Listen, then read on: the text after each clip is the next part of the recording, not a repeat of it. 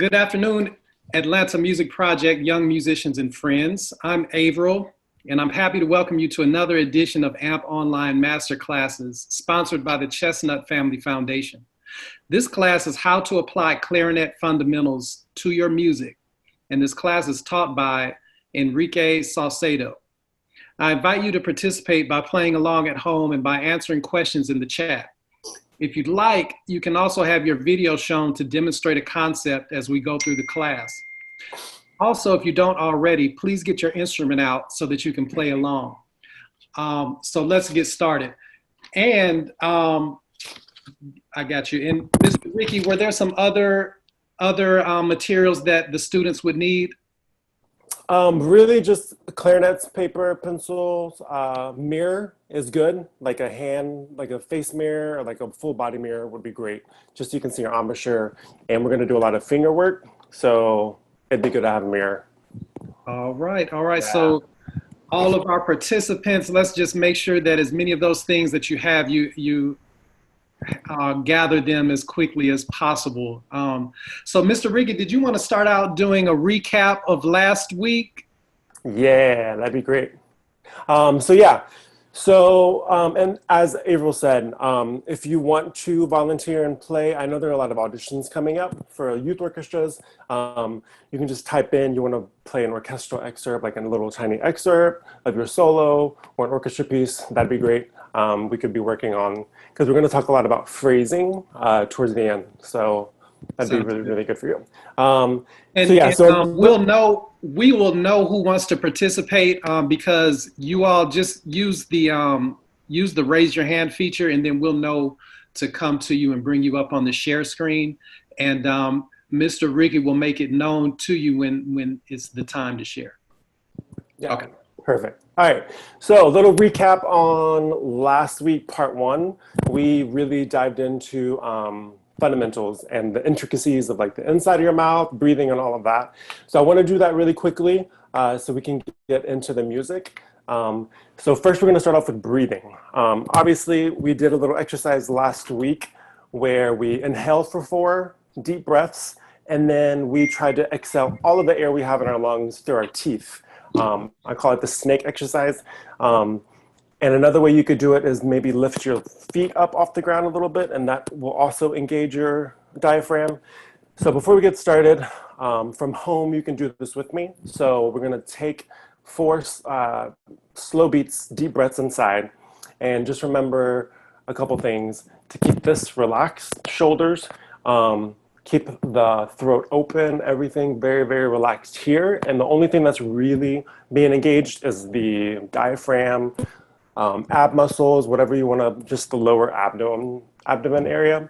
So just make sure that's engaged and everything else. When you take in the breath, pretend like you're yawning and just make sure it's a really deep breath. All right, so let's just do this a couple times and then we will move on. So 4 beats, slow breath in, and then exhale all the air through your teeth as fast as possible. So it's gonna sound like that. All right, here we go, ready? And 1.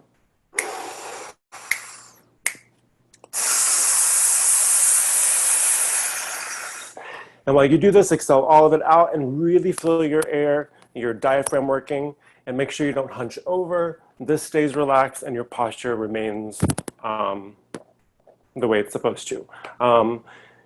So after that, we're gonna talk about the embouchure. So embouchure, just make sure that the flat bottom lip is engaged and everything, all your lips are really firm up against your teeth, right?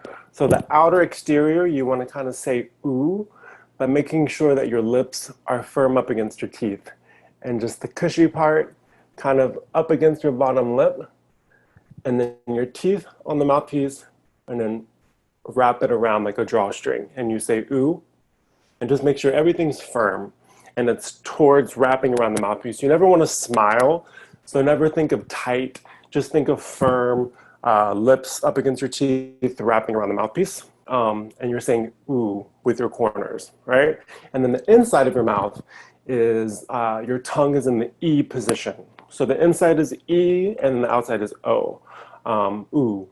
So the inside, when you think of your tongue position being in the E position, you can also think of the back of your tongue kind of resting, not resting, but kind of touching your top molars. And that'll speed up the air, which is super vital and important for clarinet playing. So what you can do to test that out is you can just blow fast air without thinking about your tongue. And then if you blow it again with the high position, you'll hear the difference in the sound. The speed increases, but you're not really blowing any more air. It just speeds it up naturally, just physics. It goes over your tongue. So compared to and it's a completely different sound, right? And so while we're doing this, just make sure all of this is still very open and relaxed and your tongue is in the E position. All right, so with that in mind, let's talk about reeds really quick. So hopefully all of you guys already have all your clarinets together and you've picked a really good reed. So if you, like a little recap on the reeds, make sure that your reeds are moist, they're not cracked, right? And then the placement of the reeds on your mouthpiece is super important. They have to be straight up, not too high on the mouthpiece, not too low on the mouthpiece, just right up to the tip of the mouthpiece. So if you see too much black at the tip, that means it's too low. And then if you look at it from a side angle, it shouldn't be higher than the mouthpiece. It should just be right at the top. And just make sure that it's perfectly straight up and down.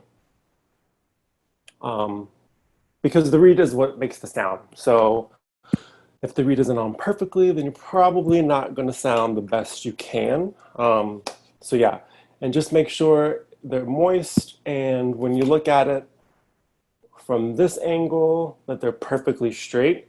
If you look at it at this angle, let me see if I can do that. Yeah. So mine is perfectly straight. Sometimes they're a little wavy, and that's called warped. And the way to get rid of that is basically take it off, put it on the back of the mouthpiece, the face, and flatten it out with your thumb while it's wet. And if you do that for a few seconds, that should flatten it out. So once you have a beautiful reed, moist on your mouthpiece, straight up and down, make sure the ligature goes below the reed line right here. I don't think I mentioned last week about the ligature, but yeah, it should be below the reed line. It shouldn't come up here, and it shouldn't be super low, just like somewhere kind of in the middle, but below the reed line, just like that. All right, so we have our breathing warmed up, our embouchure, right? Ooh, high tongue to speed up the air. We have great reeds. And now I want to hop on to warming up, so long tones. So for those of you who don't or are not familiar with the chromatic scale, you could practice this with like F major scale. So Averill, do you mind sharing the long tone exercise and the scale sheet? Certainly. I think I probably will have to do one at a time, I think. Okay. So we can do, let's just do the F scale then, the scale sheet.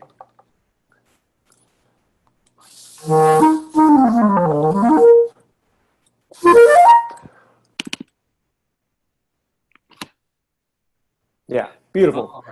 All righty. So ignore the articulation. How we're going to do this, we're going to play the F scale long tones. So we're going to play each note for about like a half note, slow half note, slurred.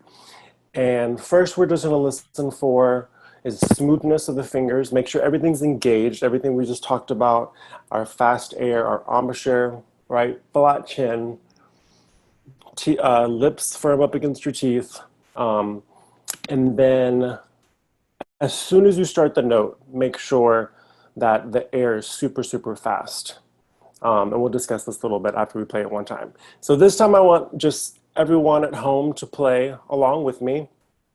F major scale long tones, half notes each, at a nice mezzo piano, get warmed up, and just make sure it's super, super, super, your air's fast and everything's working, engaged, posture, relaxed, open. Take deep breaths. All right, here we go. Ready, two.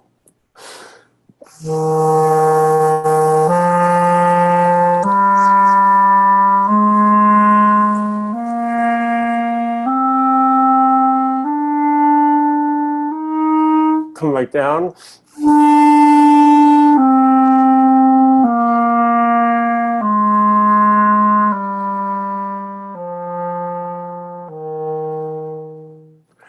Good. All right, so once we're all warmed up that way, so now we're going to talk about phrasing and dynamics and hand positioning, and how to better phrase and utilize all these things when you're actually playing music. So let's talk about hand position, especially since we're on the F major scale. So just make sure when you are playing the clarinet, all your fingers are always in the vicinity. They're either on top of the tone holes or on the tone holes if they're required for the note. For any note you play, you kind of keep your hand position like this, right? And making sure that your pinkies are always, I call them pinky home bases. They're always kind of in this vicinity and down here, right? And then it should always be super, super relaxed. And the thing you can do is if you lower your hands down and then you kind of just like raise your hands, they naturally just form like a C, right? And you should just naturally have two semi-shaped C hand positions on your top and bottom. And when you look down at your clarinet, you should see a C and then another C. A backward C with your right hand and a regular C. And just make sure that the left hand is curved a little bit, just so you can have access to the A and the G sharp key, and you don't have to do that.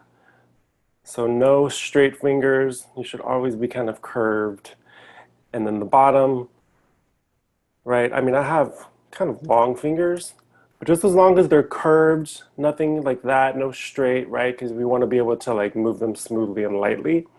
And another important part is if you look in the back, just make sure your thumb is always kind of at like 1 o'clock-ish. So then when you go and you have to use the register key, all you have to do is just pop it like that.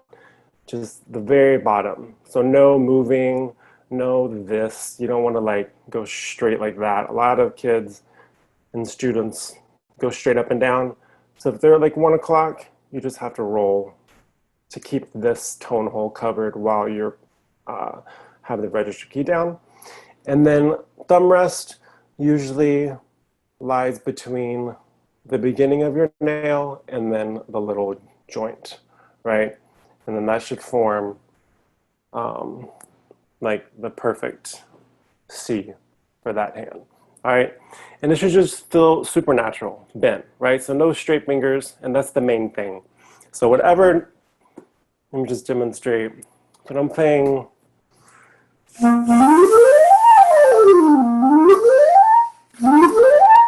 right? So like my fingers are staying, you're not doing,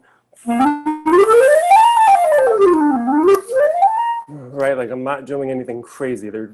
I'm trying to keep my pinkies and the home base. And if you think about that, all the other fingers just kind of follow your pinky. And then you kind of just, you're in a good place, right? And just really, really light fingers, all right? So that is fingers 101, super, super quick with that. So now let's go back to the F major scale. Do you mind putting that up again? So now we're gonna start, we're gonna turn this F major scale into a phrase. So we're gonna start piano, we're gonna go up to like a nice mezzo forte, and then we're gonna end on a piano. And the things to think about, right? So the clarinet, no matter how soft, no matter how loud you play, your air speed and support is always the same. The only thing that is different is the way you kind of exert the air into your clarinet.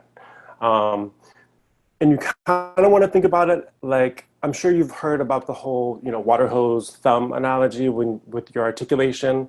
The air is always there, and then your tongue's the thumb. You release it, the air, and then the tongue stops it. It's kind of like that. So the water pressure or your air pressures remain the same. It's always super fast and ready to go. But when you deal with dynamics, all you want to do is think of it as like having different nozzles, right? So if you have to play piano, right? That doesn't mean you have to play slow. You have to play with slower air. You're still super supported, and this is super engaged, and it's still super really fast air. But the air is a little more focused, and you have a different nozzle on, which is a little smaller. So it's not, you're not playing like with less air.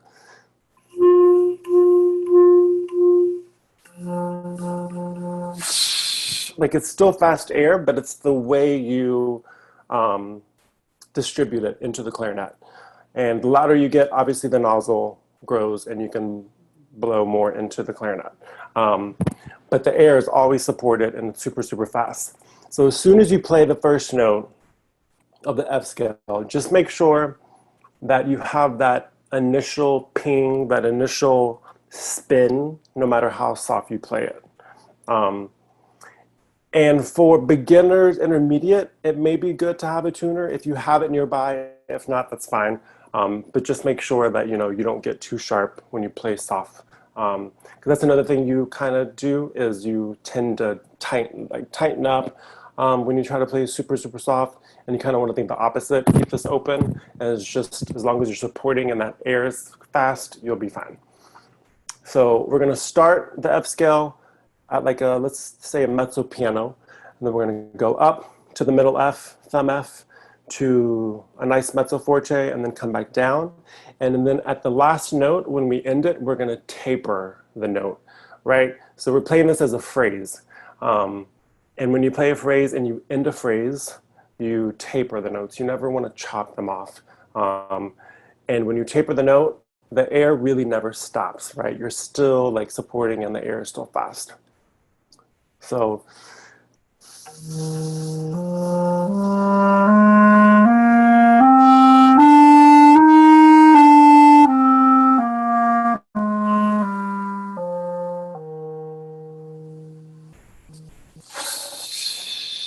right, it's still super fast, and you taper.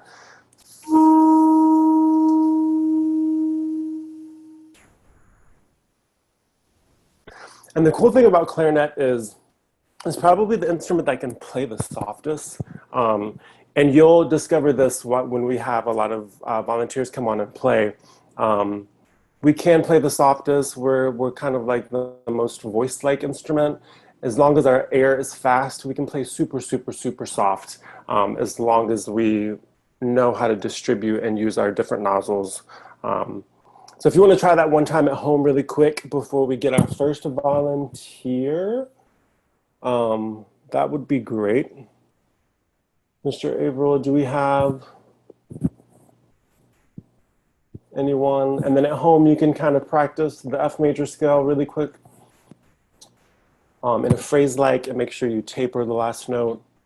Hey, Mr. Ricky, we do have a volunteer. I'm in the process of bringing them up on screen to demonstrate.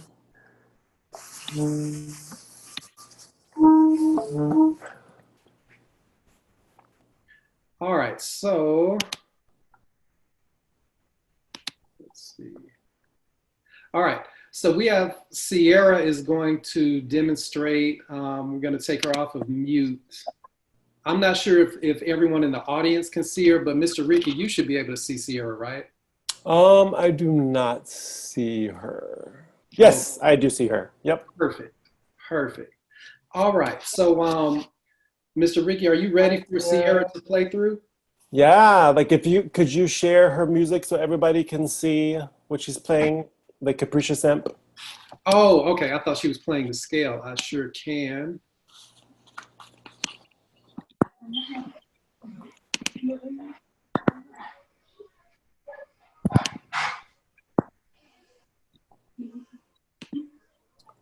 Actually, while you look for the Sierra's piece. Sierra, do you mind demonstrating? That's a good idea. Demonstrate a nice mezzo piano beginning, slur up to the thumb F, get louder, come back down, and then really taper that last F, but still really, really, really support and keep that air fast and just kind of fade out. Okay. Yeah, and keep everything engaged.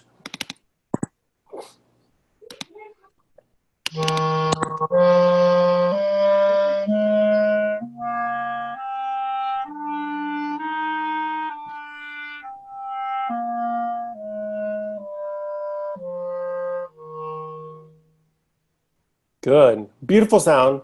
Can you just start on a C and just go down? So C, B flat, A, G, F. And then on the F, can you just kind of get quieter and taper off? Okay. Like keep the air supported and fast air. Okay.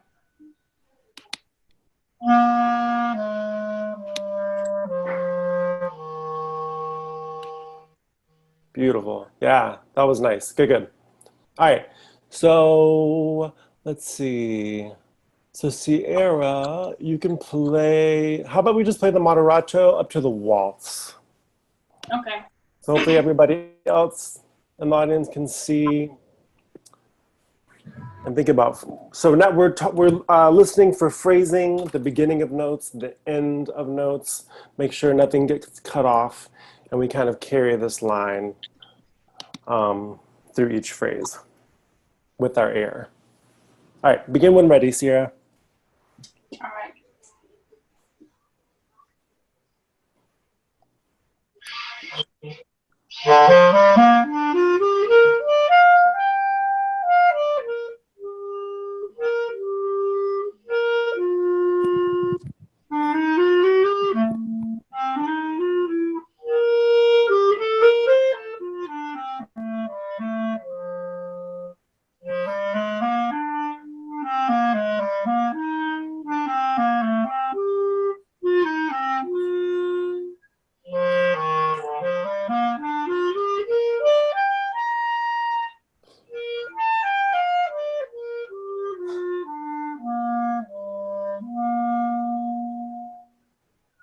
Good.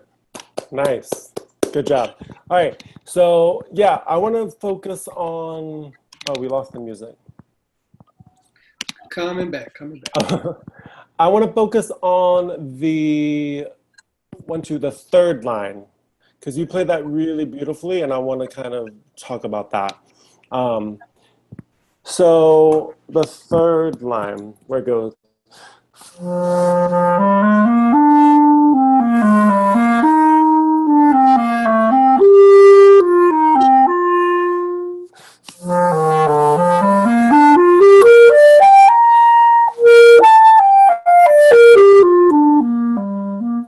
Yeah, so I don't know if the audience can, if you remember, when she played it, that's probably the best she sounded of the whole excerpt. Her air was consistently, she was building up, and you could really hear the spin in her sound, which was great. So I don't want you to play the third line again, but can you go to the very beginning of the piece and have that mentality? So maybe count yourself off so you can really have a good...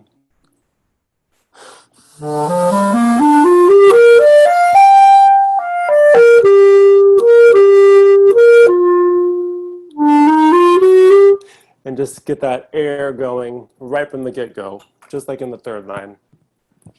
Okay.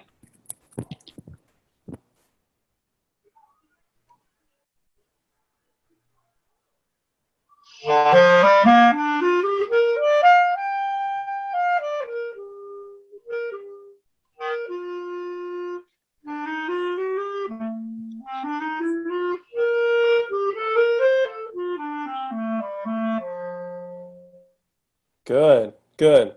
That was much, much, much better. All right, so I want to talk about a couple things. If everybody can look at the second line, right? We're doing this whole A to C, A to C, A to C to G. So we're going over and under the break a lot, right? So this is why it's important to keep the fingers really close to the keys, pinky home bases, right? Because you want to go...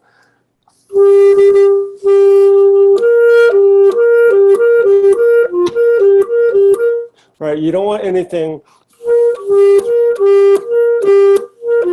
right, because it'll never be smooth. So keep your fingers as close as possible to the tone holes and keep your pinkies to their home bases, and that should be really, really smooth.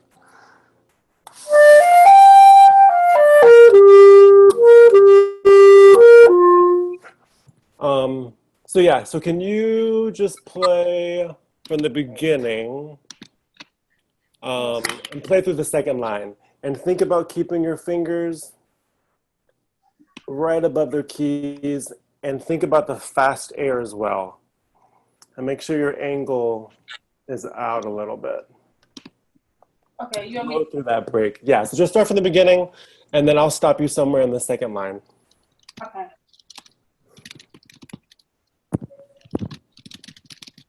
Good.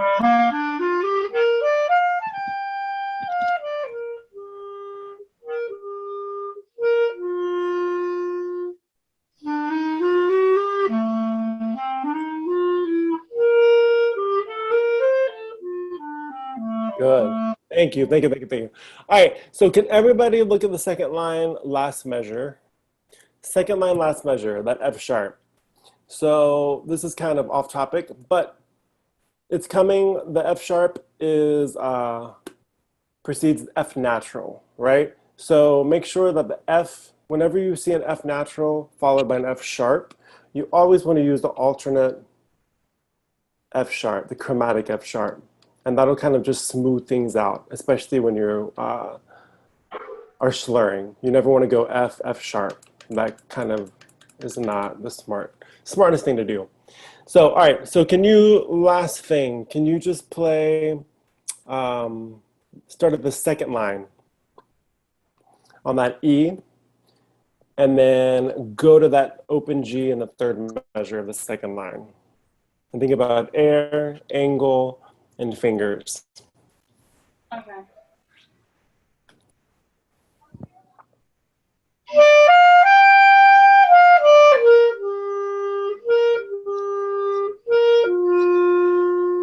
Good. That's much smoother. Yeah, much better. Yeah. So just make sure it's very difficult for beginner intermediate students when you go from C to A or C to G, because there's a lot of moving around of fingers. Just make sure you have that stability with your right thumb up against your top teeth. And if you have that stability and you have that air, don't change your air. It's really easy to, like, people always say when you go over a break to, like, just blow more air. It's not necessary. I mean, they kind of have a point, but not really. Like, when you go over a break, for that A and G, your air should still be super fast, right? So it's all about fingers and having that stability with your teeth. And then if that's stable, and then you're open, right? Because you're ooh, and your air is fast. If you just move your fingers, it should pop out like butter. You shouldn't think of, right, like more air with the C, right? Just that A and the G, super fast air, and the C's should just pop out in that super, super beautifully if you just maintain the fingers and that stability with your right thumb, right, coming up against your top teeth. Not so much that, like, you don't want to chip your top teeth, obviously, but you should always have that kind of gentle, because you need that stability, right? Especially when you're playing like crazy technical stuff or articulating and stuff, you need that stability. And just make sure your angle is right here. Nothing too crazy and not too close. So yeah, thank you, Sierra. That was awesome. Good job. Yes, thank you, Sierra. Yeah, thank you, Sierra. Ricky, check, Mr. Ricky, check your. Oh, you already did. Check your chat then, real quick. Check my chat. So I Sarah. Yeah, we could do Sarah. That would be perfect. Okay. Symphony number 7. We're gonna bring Sarah up, and Mr. Ricky, that was the piece that you shared with me. That's the orchestral excerpt. Yeah, this is perfect. All right. I'm going to bring her up first and then I'll bring the piece in. So yeah, so Sarah will be playing. Hello, Sarah. Welcome. So Sarah will be playing an excerpt from Beethoven's Seventh Symphony, Movement 2. So if you guys aren't familiar with this movement, you should. You should listen to it. Do yourself a favor and listen to it after this is over. It's this beautiful movement. It's kind of this like somber, not depressing, but just very, it's a march. And it just kind of has this constant slow buildup. And it has this consistent like bum, bum, bum, bum, bum through the whole thing. And it just kind of slowly has this perfect buildup to the climax. But it's overall, it's just this like beautiful, sad march, which is perfect when we're talking about phrasing and breathing, because we have to think of always having our air spinning and using it super, super fast the whole time and just never wavering, right? It's just consistent air through the whole thing. So yeah, yep, that is the excerpt. So yeah, so whenever you're ready, Sarah, give it to us.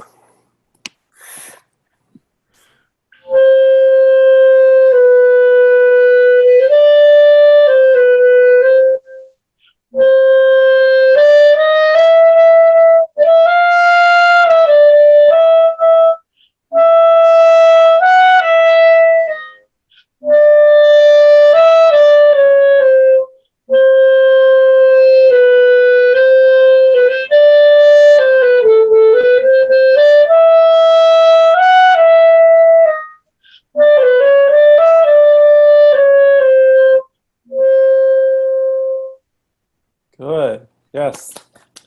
That was really good. Yeah. So, a few things. Actually, tone was very, very beautiful. 107, all like the dotted quarter notes, all the beautiful phrasing, that was done beautifully.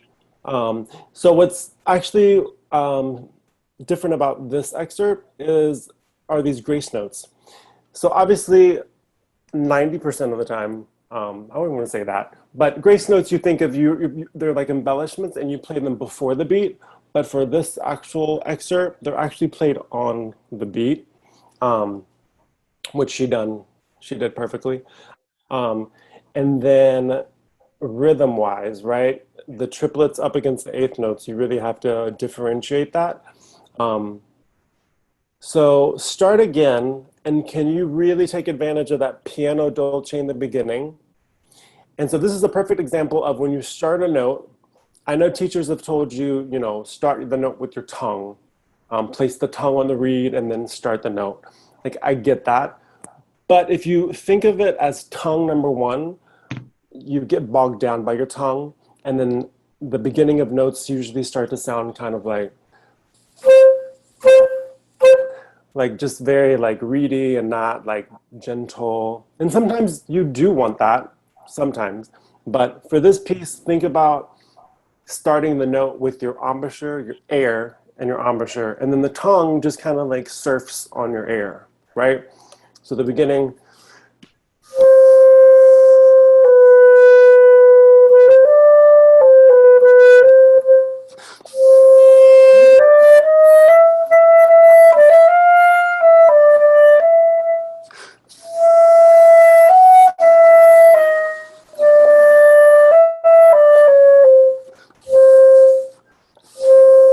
Right? I'm still tonguing the first note, but it's more of a gentle attack and it's with air and everything super fast.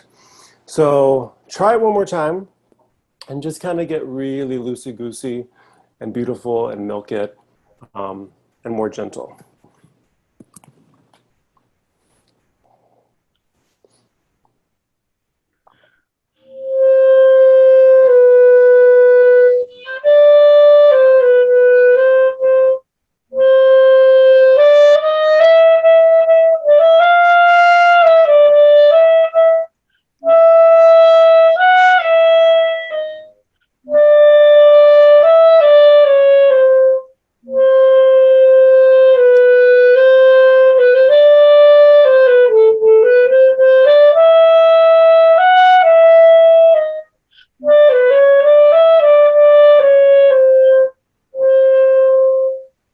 Good. Beautiful. Yeah, that was very, very, very, very nice. Very nice, Um, very nice. and so for this excerpt, obviously, it's just talking about phrasing, keeping the air constant. It's super vital, especially for this excerpt, because you really want to feel that constant, like march, like non-stop, persistent aspect of it. So that was beautiful. Yeah, thank you so much, Sarah. That was really, really good. Thank you, Sarah. Thank you. Hey, All right. so do we have any other volunteers, I wonder, out there that have an excerpt that they can play?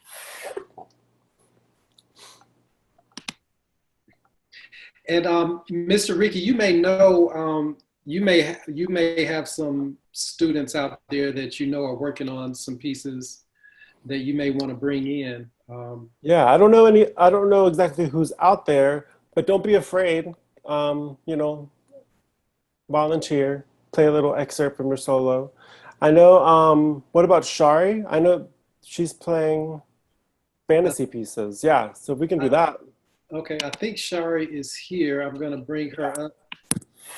So while Sherry does her piece, the people in the audience can gain courage and volunteer.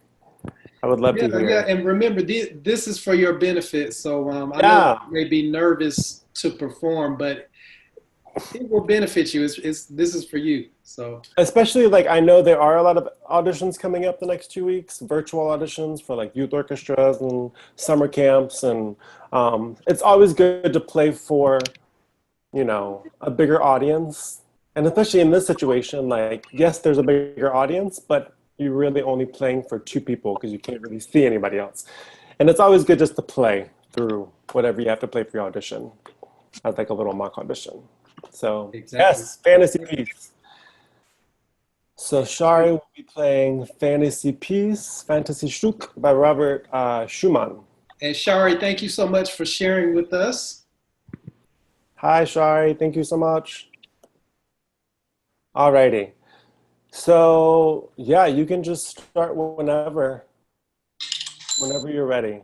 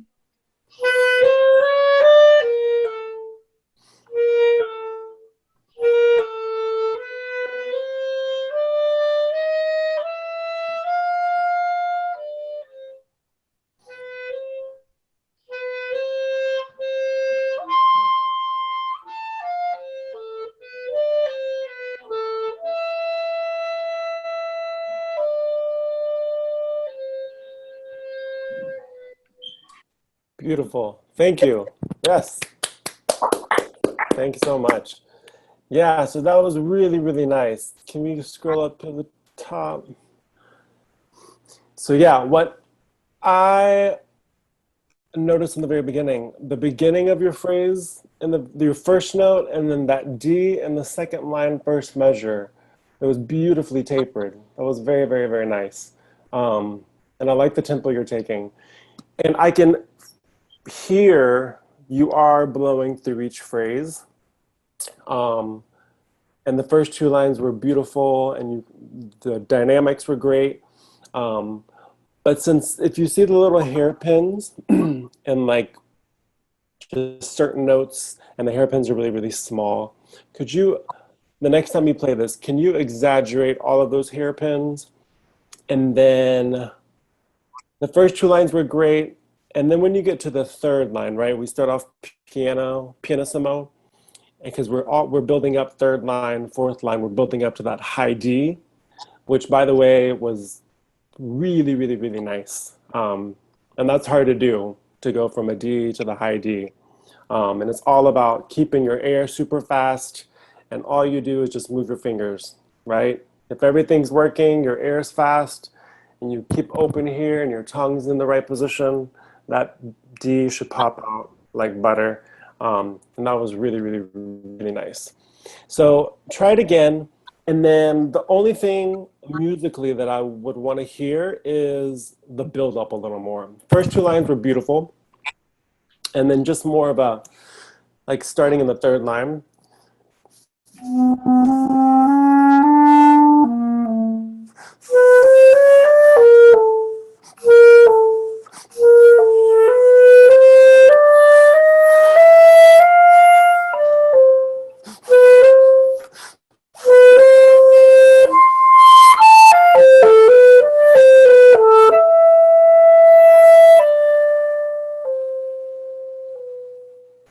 Right, so just kind of that like moving forward build up.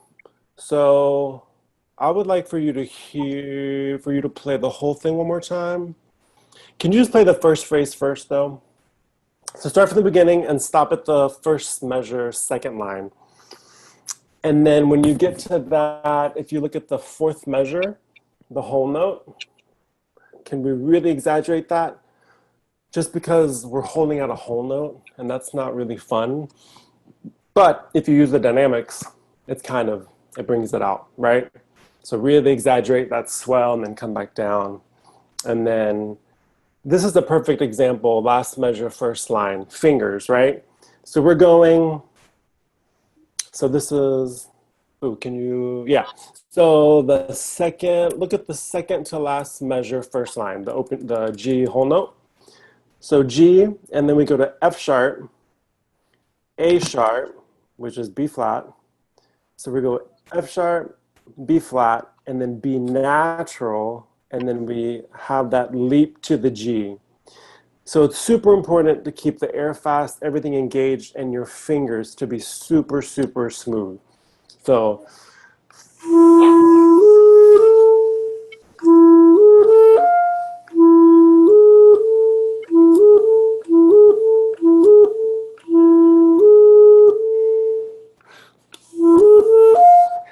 and a good way to practice intervals like that, or going over the break, or the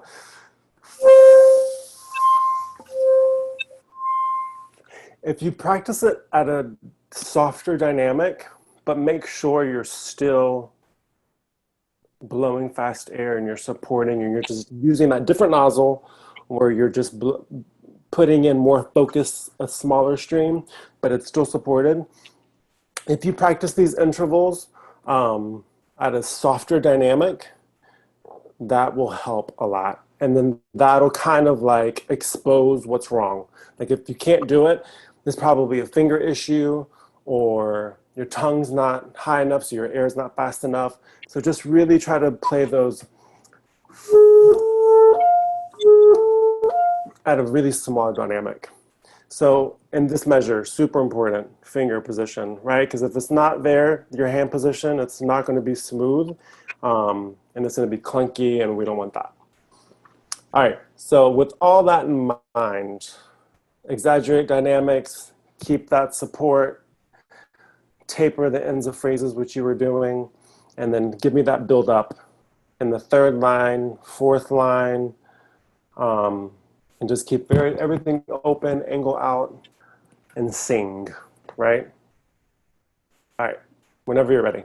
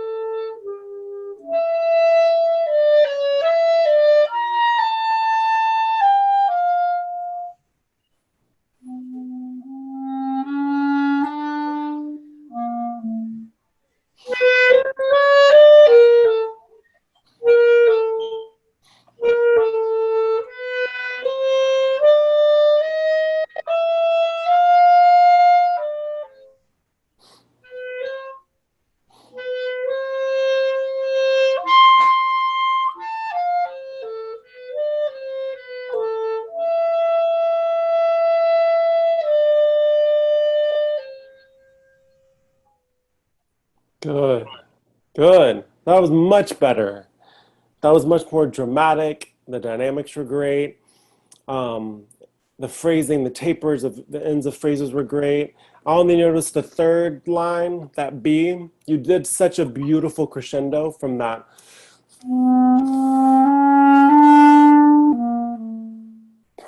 But you remember, I feel like maybe you were concentrating so much and making that crescendo so beautiful, and decrescendoing, you clipped the B natural, right? So just always think about tapering the ends of phrases.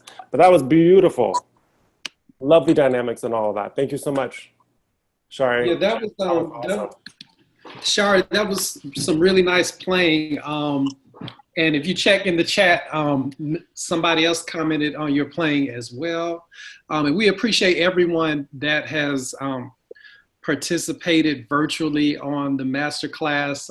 We're really glad that it was so interactive. And Mr. Ricky, thank you so much for hosting the masterclass. If there's anything that you'd like to say before we close out, we're at the very end. So I'm gonna pass it back to you, Mr. Ricky, one more time if you want to put a cap on everything. Yeah. Okay.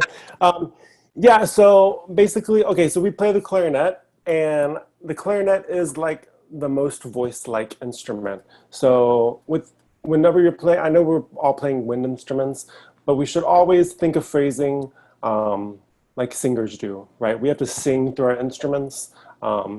So I would recommend one of the best advice that I've received in undergrad was my teacher got me into opera. I know that's not everybody's cup of tea, but he was like, you have to listen to the soprano Maria Callas and mimic her, like play like her, the way she sings, the drama, the dynamics, the phrasing, the way she starts and ends phrases, the way she sings and everything. And that really helps. And that's true. Like, yes, we play instruments, but we still have to sing phrases, right? Like if we just play the notes and the rhythms, like, you know, like zombies and don't put anything into it, we don't sing with our air and we don't spin, we don't taper, and we do all these things that singers do, then yeah, it's not music. So we're lucky enough to play the clarinet that can play super soft, that is very voice-like. We do have a lot of agility, and we can do all those things if our fingers are like, you know, close to the keys. We have that smoothness. We can emote and express very beautifully. The best, in my opinion. But yeah, so listen to music. Listen to opera, Maria Callas, Whitney Houston, contemporary music, Mariah Carey, and just listen how they start and end phrases and how they kind of rise and fall and the drama, because it's all music. And so, yeah. Well, thank you. Thank you. That's great advice. If you all have any questions, you can contact us on the Atlanta Music Project Facebook page. And then also, Mr. Ricky, if people wanted to ask you questions directly, would you give your email and would you place it in the chat as well? Yeah, I will place it in the chat right now. Sounds good. Yeah, so if you have any questions about all of this masterclass, the one last week, I know there was a lot of information. There's still so much more information to be given in these topics. I will be more than willing to answer anything. Would love to. So yeah, don't be shy. Reach out.